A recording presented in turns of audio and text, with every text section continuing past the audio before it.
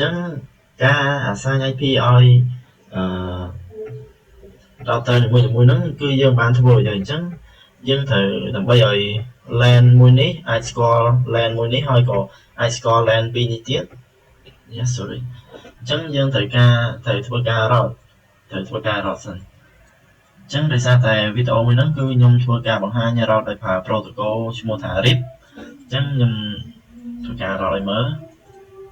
អញ្ចឹងករណី route RIP ហ្នឹងគឺយើងគ្រាន់តែEnable វាសិនមកអញ្ចឹង route RIP ហ្នឹងគឺយើងប្រើ route ហើយ RIP តែម្ដង route RIP ហើយយើងអាចដាក់ version ឲ្យហើយក៏បានដែរ version 2បន្ទាប់មកយើងត្រូវធ្វើការដាក់ network ឬក៏អាចសរសេរតែ net ចឹងក៏បានរាល់interface ទាំងឡាយណាដែលមានnetwork ដែលភ្ជាប់ជាមួយនឹងវាហ្នឹងយើងដាក់មក192.168.10.0ហើយinterpol មកមួយទៀតគឺ 1.0 ដោយសារតែវាមានខាងនេះមួយមានខាងនេះមួយអញ្ចឹងយើងធ្វើការ router នេះមួយទៀតអញ្ចឹងចំពោះ router ទី2គឺវាមានប្រមាណ network ដែល connect ជាមួយវាមានចំនួន4អញ្ចឹងយើងធ្វើការ route RIP ហើយយើងអាចដាក់ version មុនក៏បានយើងអាចដាក់ version 2មកហើយយើងធ្វើការដាក់ network 192.8.10.0 ហើយមានទៀត.10.4.10.12 ហើយ.1.0.0 អូខេ .0.0 គឺរត់មកកាន់run នេះជាក្រោយយើងអាចដាក់អញ្ចឹងមកrouter ទី3គឺយើង router 2ទេគឺ route RIP យើងដាក់ network 192.168.10.12 ហើយមួយទៀតគឺ 16 អញ្ចឹងយើងធ្វើការដាក់ version តាមក្រោយក៏បានដែរអូខេ version 2មកចំពោះកន្លែងនេះវិញគឺយើងធ្វើការ route ទៀតមកយើងចូលមកកាន់ configuration mode បាទយើង route ចិត្តអញ្ចឹង route ទៀតគេអញ្ចឹងយើងធ្វើការដាក់ network 192.168.10.8 យើងមើលតាមនោះទៅនេះ .10.8 ហើយ .10.16 .10.120 អូ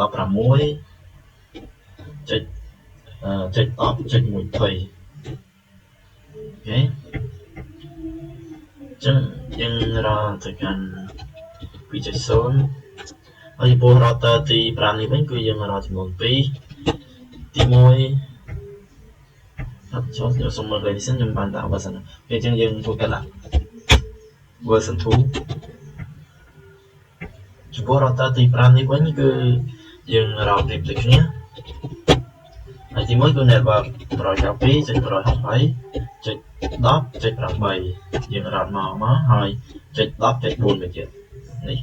network ដែលភ្ជាប់ជាមួយនឹងវាហ្នឹងយើងដាក់មកដល់ router ទី6ចំពោះ router ទី6កន្លែងនេះខ្ញុំភ្លេចដាក់ router ទី5យើងដាក់ version មកចេះតែភ្លេចដាក់ version អូខេមកចំពោះ router ទី6គឺយើងដាក់ network ដាក់ network 192.168.10.20 យើងមើលទៅ .10.20 ដែល network មួយនឹង connect មកតាម S0/0 នេះអូខេ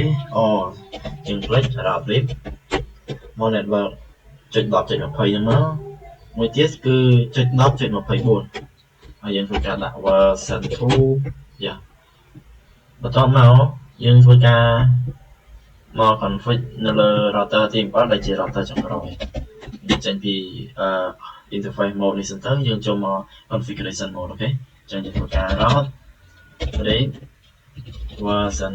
2ហើយយើងធ្វើការដាក់ network 192.168.10.24 អូខេមួយទៀតគឺ .3.0 អញ្ចឹងករណី route គឺយើងបាន route រួចហើយអញ្ចឹងយើងអាចធ្វើការ ping ឬក៏ធ្វើការ send message ពី LAN មួយទៅ LAN មួយអញ្ចឹងខ្ញុំ send ពី LAN 1 ចុចនេះ send មក LAN 0 ចុចវិញតើវាស្គាល់អញ្ចឹងខ្ញុំ send ពី computer មកទៅអូខេអញ្ចឹងខ្ញុំ click ហើយជាផ្លេចតា IP ឲ្យកុំព្យូទ័រនេះមួយគេចឹងយើងធ្វើការដាក់ IP មកនេះជា network 0.អូខេ gateway វាគឺ 0.1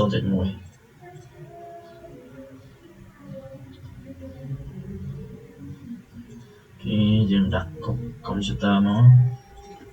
ហើយនេះគឺ network 1 gateway 1.1k ចឹងយើងអាចធ្វើការ send មកចឹងករណី send បែបហ្នឹងគឺ send ទី1គឺវាប្រហែលជា file ពេលខ្លះក៏អាច send ដែរឥឡូវយើងទៅមើល simulation មួយខ្ញុំទាំងអស់គ្នាចឹងយើងមកមើល simulation ទាំងអស់គ្នាចា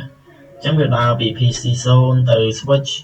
មកពី switch ឡើងទៅ router អូខេយើងមើលតាមហ្នឹងទៅ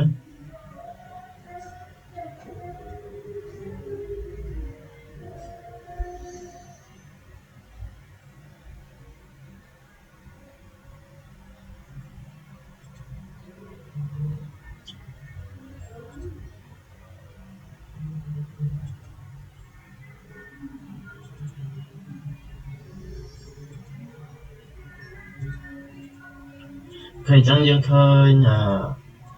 មានសារមួយគឺ file PC 0ទៅ PC 3ចឹងយើង send ម្ដងទៀតមក PC 0ទៅ PC 3យើងមើល flow របស់វាដើរអូខេដើរទៅវិញអូខេចឹង success អញ្ចឹងវា success ទាំងពីរអញ្ចឹង LAN មួយនេះ LAN 1 ចុចនេះហើយនិង LAN 0 ចុចនេះវាអាចស្គាល់គ្នាអញ្ចឹងយើងអាចធ្វើការ ping មកកាន់ LAN ផ្សេងៗទៀតអូខេយើងមើលទៅយើង ping មកកាន់ LAN ផ្សេងៗទៀត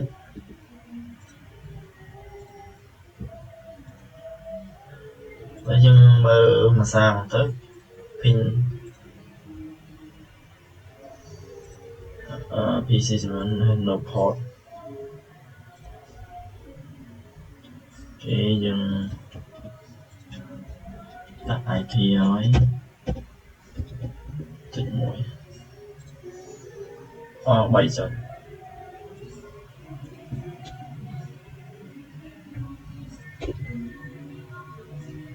ពេលអញ្ចឹងយើងធ្វើការ ping សារថ្មីមិន ping នេះគេធ្វើការ send message អញ្ចឹងយើងមកមើល flow របស់វាដែរអ្នកនរគ្នាអូខេយើងមើលជា slide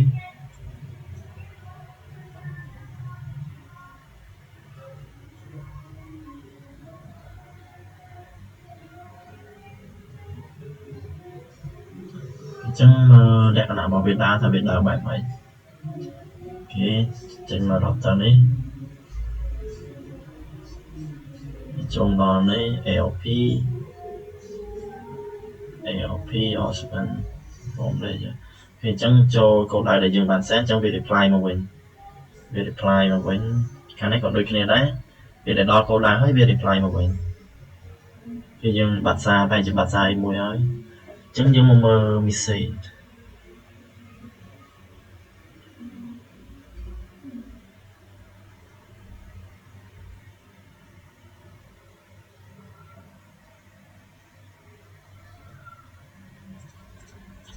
គេអញ្ចឹងយើងអាច send សារថ្មីពី PC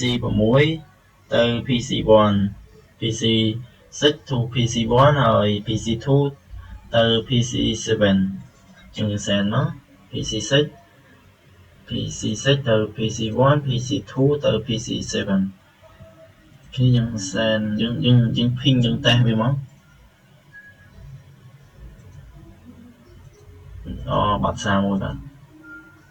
reply មកវិញអូខេយើងមើលតាមនោះទៅគេចឹង success PC 6 to PC 1 PC 6យើងមើលសិនអូអត់តាន់មាន IP ផង PC 6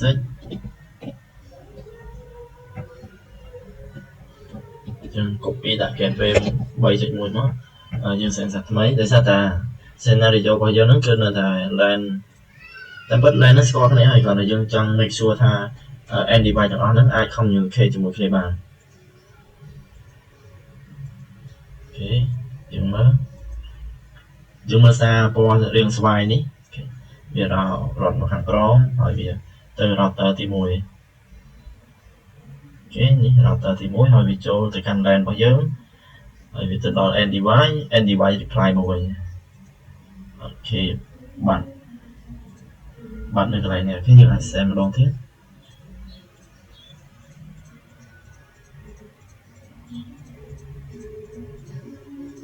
អូខេអញ្ចឹង network របស់យើងគឺ success ទាំងអស់ហើយយើងអាចធ្វើការយក LAN 0 នេះ pin ទៅកាន់គ្រប់ LAN ដែលមាននៅលើ network របស់យើងក៏ស្គាល់ហើយ LAN ផ្សេងៗគឺអាច communicate ជាមួយគ្នាបានទាំងអស់គ្នាហើយអូខេអញ្ចឹងការ configuration ដែលប្រើ protocol RIP នេះគឺមានតែប៉ុណ្្នឹងទេអូខេអញ្ចឹងបើសិនជាអ្នកទាំងអស់គ្នាអត់យល់ឬក៏ឆ្ងល់កន្លែងណាអីទាំងអស់គ្នាអាចសួរខ្ញុំបានអូខេអញ្ចឹងវីដេអូការ config route RIP ហ្នឹងគឺមានតែប៉ុណ្្នឹងទេអញ្ចឹងសូមអរគុណសម្រាប់ការចំណាយពេលមកមើលការ configuration របស់ខ្ញុំហើយយើងនឹងជួបគ្នានៅវីដេអូបន្ទាប់ដែលនិយាយពី static route អូខេសូមអរគុណ